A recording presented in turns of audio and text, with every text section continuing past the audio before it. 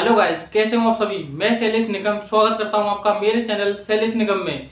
आज हम बात करने वाले हैं नॉर्थ सेट एग्जाम के बारे में कि नॉर्थ सेट एग्जाम क्या है, इसको कौन कंडक्ट कराता है तथा यह नॉर्थ सेट एग्जाम किस चीज के लिए कराई जाती है, इसकी एज लिमिट क्या है, क्वालिफिकेशन का क्या है तथा नॉर्थ सेट एग्जाम का एग्जाम पैटर्न क्या है।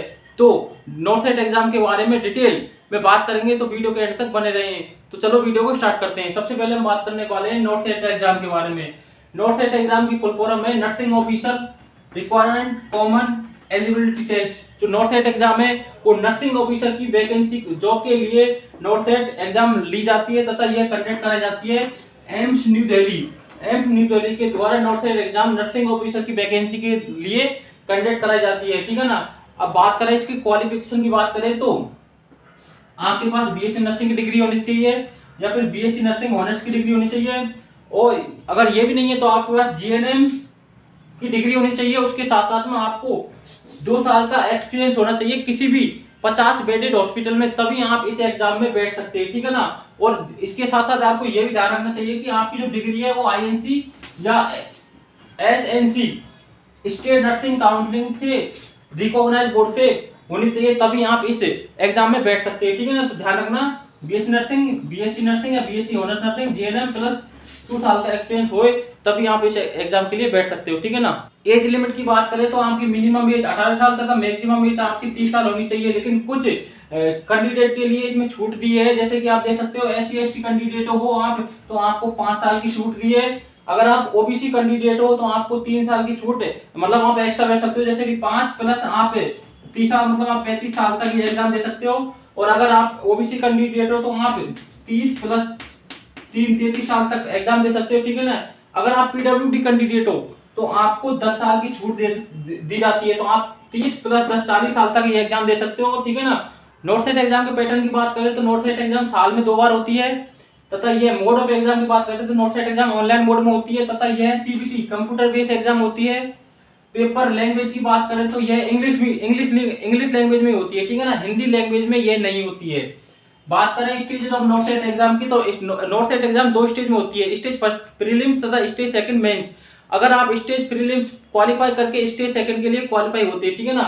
स्टेज सेकंड प्रीलिम में आपको क्वालिफाई मार्क लाने होते हैं, क्वालिफाई मार्क लाने के बाद में आप स्टेज सेकंड मेंस के लिए क्वालिफाई करते हो, ठीक है ना। अब हम बात करते हैं स्टेज फर्स्ट प्रीलिम्स की कि प्रीलिम्स में टोटल क्वेश्चन कितने आते हैं।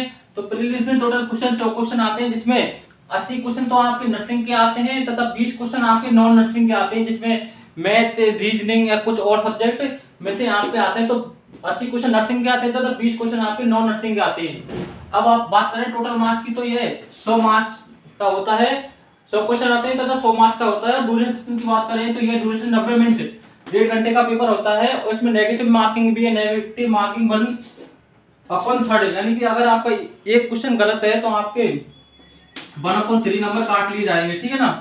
और टोटल सेक्शन की बात करें तो इसमें 5 सेक्शन होते हैं और ईच सेक्शन में 20 क्वेश्चन आते हैं, 20 क्वेश्चन आते हैं तथा प्रत्येक सेक्शन को आपको 18 मिनट में कंप्लीट करना होता है।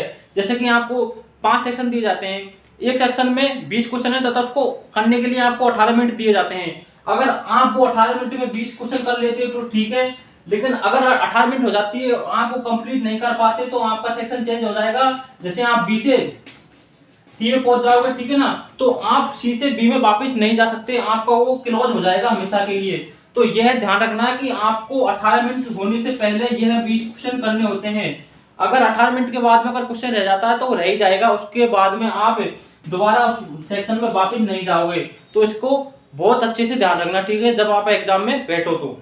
अब हम बात करने वाले हैं मेंस एग्जाम पैटर्न के बारे में, ठीक है ना। हमने स्टेज फर्स्ट की बात तो कर ली प्रीलिम्स की, अब मेंस की बात करते हैं। तो टोटल क्वेश्चन आते हैं मेंस में 160 क्वेश्चन आते हैं, जो कि टोटल नर्सिंग के होते हैं, इसमें नॉन नर्सिंग के क्वेश्चन नहीं आते मेंस में, ठीक है ना। ध्यान रखना है कि जो मेंस एग्जाम होती है उसमें 160 क्वेश्चन नर्सिंग के ही आते हैं, ठीक है ना। टोटल मार्क्स की बात करें तो इसमें भी 160 मार्क्स का होता है, ठीक है ना। और ड्यूरेशन की बात करें तो यह 180 मिनट का होता है, 3 घंटे का पेपर होता है। और नेगेटिव मार्किंग की बात करें तो 1/3 नेगेटिव है, अगर आपका एक क्वेश्चन गलत होता है तो उसमें 1/3 नंबर आपके काट लिए जाएंगे, ठीक है ना। टोटल 4 सेक्शन होते हैं इसमें, और ईच सेक्शन 40 क्वेश्चन का होता था तब 45 मिनट में करना होता है। जैसे कि स्टेज फर्स्ट में होते हैं 5 सेक्शन होते हैं, लेकिन इसमें 4 सेक्शन होते हैं। और यही स्टेज फर्स्ट की तरह बिल्कुल सेम है, 40 क्वेश्चन आपको 45 मिनट में करने हैं। अगर आप ये 45 मिनट में 40 क्वेश्चन नहीं करते हो तो वह सेक्शन चेंज हो जाएगा, उसके बाद में आप उस दूसरे सेक्शन में नहीं जा पाओगे, वो हमेशा के लिए क्लोज हो जाएगा। तो ये बात आपको ध्यान रखनी है, ठीक है ना, कि आपको 40 क्वेश्चन 45 मिनट में करने होते हैं। अगर वीडियो पसंद आई तो लाइक शेयर और ऐसी इन्फॉर्मेटिव वीडियो पाने के लिए मेरे चैनल को सब्सक्राइब कर दीजिए। मिलते हैं नेक्स्ट वीडियो में, तब तक के लिए ओके बाय।